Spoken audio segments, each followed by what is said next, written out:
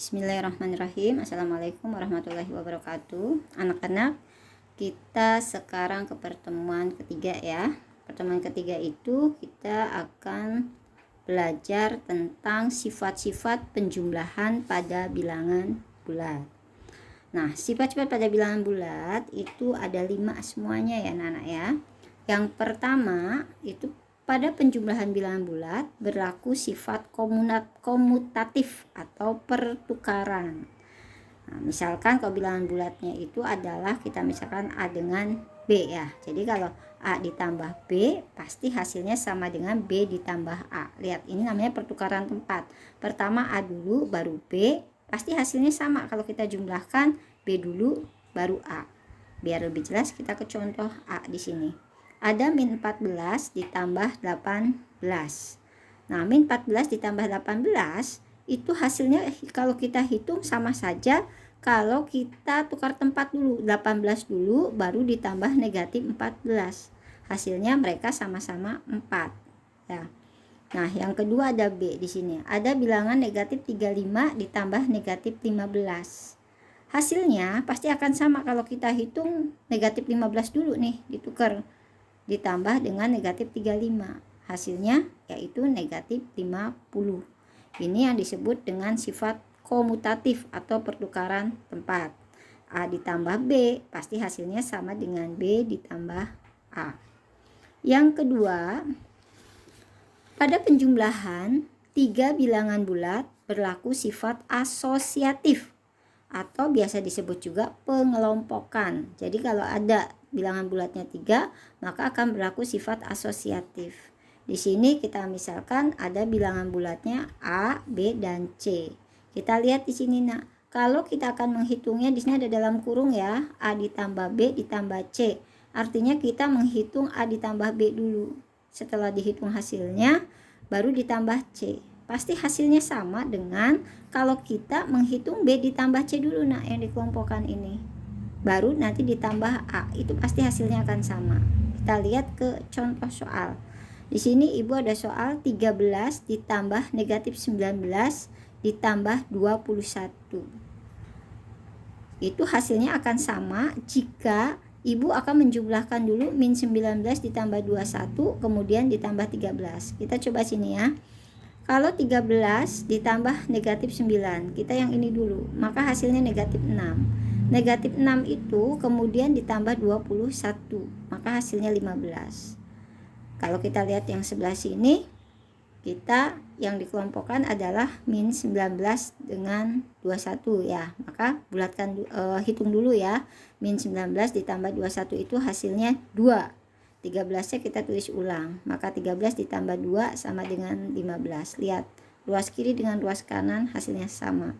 Kalau pada ruas kiri 13 dan min 19 dulu kita jumlahkan baru ditambah 21. Kalau ruas kanan kita min 19 ditambah 21 dulu dijumlahkan kemudian ditambah 13 sama-sama 15. Itu yang disebut sifat asosiatif atau pengelompokan. Ini berlaku kalau bilangannya ada 3. Nah, biasanya sifat asosiatif itu digunakan untuk mempermudah kita dalam menghitung. Jadi kita pilih dulu, mana dulu bilangan yang mudah dihitung, itu yang bisa kita kelompokkan. Ya.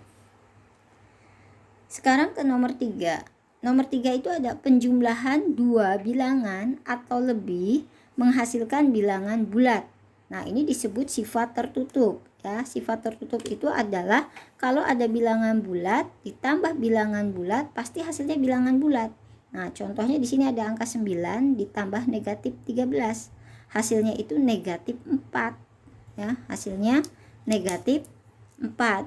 Nah, kalau kita lihat di sini 9 itu kan bilangan bulat. Negatif 13 juga bilangan bulat. Negatif 4 bilangan bulat. Makanya kalau ada bilangan bulat ditambah bilangan bulat pasti hasilnya bilangan bulat. Inilah yang disebut sifat tertutup. Nomor 4. Kalau nomor 4 itu ada bilangan 0. Disebut unsur identitas pada penjumlahan bilangan bulat. Jadi 0 itu adalah identitas pada penjumlahan. Kenapa 0 disebut identitas pada penjumlahan? Karena semua bilangan kalau ditambah 0 hasilnya dirinya sendiri. Contoh 37 ditambah 0. hasilnya 37, atau 0 ditambah 37. Tuh lihat ya, semua bilangan kalau ditambah dengan 0 hasilnya dirinya sendiri. Makanya 0 itu disebut identitas pada penjumlahan. Bentuk umumnya kalau misalkan bilangan bulatnya adalah A ditambah 0 atau 0 ditambah A, ya pasti hasilnya A dirinya sendiri. Itu yang disebut sifat tertutup. Nomor 4 ya. Sifat yang terakhir yaitu nomor 5. Nah, nomor 5 itu adalah hasil penjumlahan bilangan bulat dengan lawannya sama dengan 0. Hasil penjumlahan bilangan bulat dengan lawannya sama dengan 0. Kalau bilangan positif, maka lawannya bilangan negatif. Kalau bilangan negatif, lawannya bilangan positif. Contoh di sini ada min 23, pasti ditambah dengan 23, kan lawannya positif ya. Negatif 23 ditambah positif 23, ya pasti 0. Ada positif, lawannya negatif ya, pasti 0. Atau di sini kalau A ditambah negatif A atau negatif A ditambah A pasti sama dengan 0. Hasil penjumlahan bilangan bulat dengan lawannya itu hasilnya 0. Nah, kita ke contoh ya. Di sini contohnya, hitunglah penjumlahan berikut dengan menggunakan sifat-sifat pada penjumlahan. Ibu punya soal di sini ada 18 ditambah 7 ditambah negatif 8. Ketika kamu menemukan soal seperti ini, wah ada 3 nih bilangan. Berarti kita harus menggunakan sifat apa? Oh iya, asosiatif pengelompokan. Apa gunanya sifat asosiatif? Untuk mempermudah menghitung. Kita jangan langsung menghitung kelompokan aja 18 dengan 7 atau 7 dengan 8 min 8 dengan min 8, tapi kita pilih wah kayaknya nih 18 dengan min 8 nih mudah nih kita hitung. Nah, kita lakukan sifat komutatif, pertukaran tempat nih.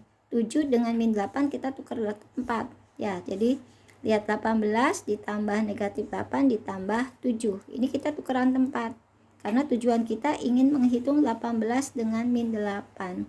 Pada saat pertukaran tempat artinya kita menggunakan sifat komutatif. Kemudian tadi kan kita tujuannya apa? Ingin menghitung 18 dan min 8. Beri kurung ini. Tuh, 18 dengan min 8-nya beri kurung baru ditambah 7. Ini berarti kita sedang melakukan sifat asosiatif, pengelompokan. Setelah dikurung baru kita hitung. Yang dikurung dulu nih, 18 ditambah min 8. Itu hasilnya 10. Ya, ditambah ini 7. Jadi sama dengan 17. Jadi untuk menyelesaikan soal ini, kita lihat kita melakukan sifat komutatif, pertukaran tempat, dan sifat asosiatif pengelompokan. Ada contoh lagi nih, misalkan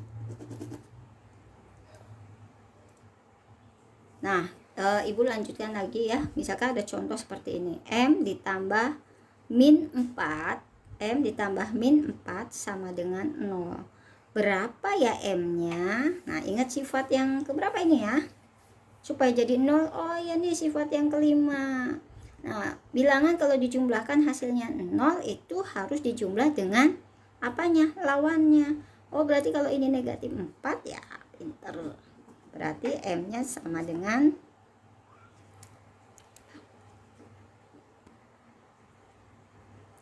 Nah, kita lihat ya tadi. Kita cari M-nya berapa ya? Bilangan M ditambah negatif 4 sama dengan 0. Ini kan sifat nomor 5 ya tadi. Kalau penjumlahan hasilnya 0 berarti harus dijumlah dengan lawannya. Oh, ini min 4. Berarti M-nya itu lawan dari min 4 kan bilangan positif. Berarti hasilnya M sama dengan 4.